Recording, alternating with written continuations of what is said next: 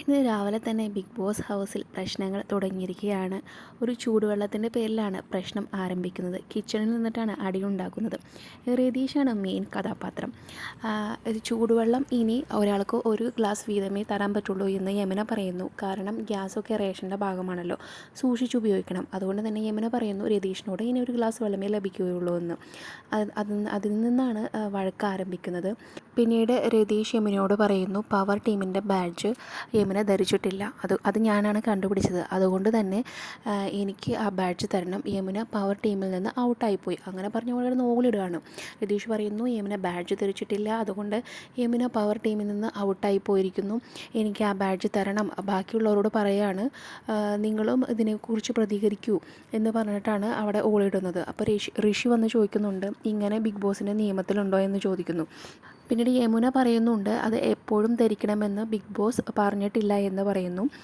അപ്പോൾ രതീഷ് പറയുന്നു അത് ധരിക്കണം, ധരിച്ചില്ലെങ്കിൽ ഔട്ടായി പോകുമെന്ന് ബിഗ് ബോസ് പറഞ്ഞിട്ടുണ്ട് എന്ന് പറഞ്ഞ് തമ്മിൽ വാക്കുതർക്കമാണ് ഉണ്ടാകുന്നത്. ഇപ്പോൾ ഹൗസിനുള്ളിൽ എല്ലാവരും രതീഷിനെതിരെയായിട്ട് തിരിഞ്ഞിരിക്കുകയാണ്. രതീഷ് ഇത് പറഞ്ഞ് ഓളിടുമ്പോൾ എല്ലാവരും വന്ന് രതീഷിനെതിരെയാണ് പറയുന്നത്. ഇങ്ങനെയൊരു നിയമം ബിഗ് ബോസ് പറഞ്ഞിട്ടില്ല, താനായിട്ട് ഇങ്ങനത്തെ അനാവശ്യ കാര്യങ്ങളൊന്നും പറയണ്ട എന്ന രീതിയിൽ എല്ലാവരും രതീഷിന് നേരെയാണ് തിരിയുന്നത്.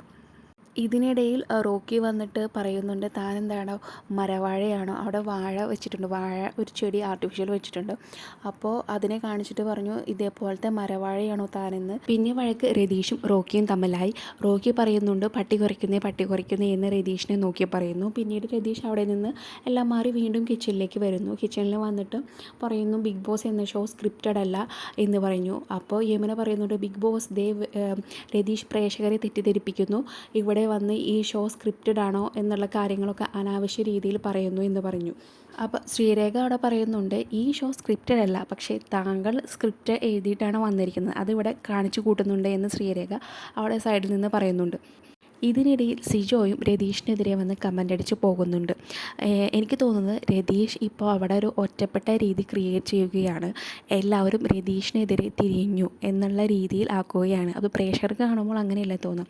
രതീഷ് അവിടെ ഒറ്റപ്പെട്ട് നിൽക്കുന്നു, ബാക്കിയുള്ളവരെല്ലാവരും രതീഷിനെ അറ്റാക്ക് ചെയ്യുന്നു എന്ന തരത്തിലുള്ള ഗെയിം പ്ലാനിങ്ങിലൂടെയാണ് രതീഷ് മുന്നോട്ട് പോകുന്നത്.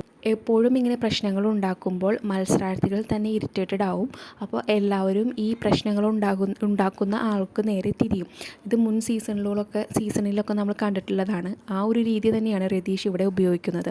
ഇതിനെക്കുറിച്ചുള്ള നിങ്ങളുടെ അഭിപ്രായം എന്താണെന്ന് കമൻറ്റായി രേഖപ്പെടുത്തുക. കൂടുതൽ ബിഗ് ബോസ് വാർത്തകൾക്കായി ഈ ചാനൽ സബ്സ്ക്രൈബ് ചെയ്യുക.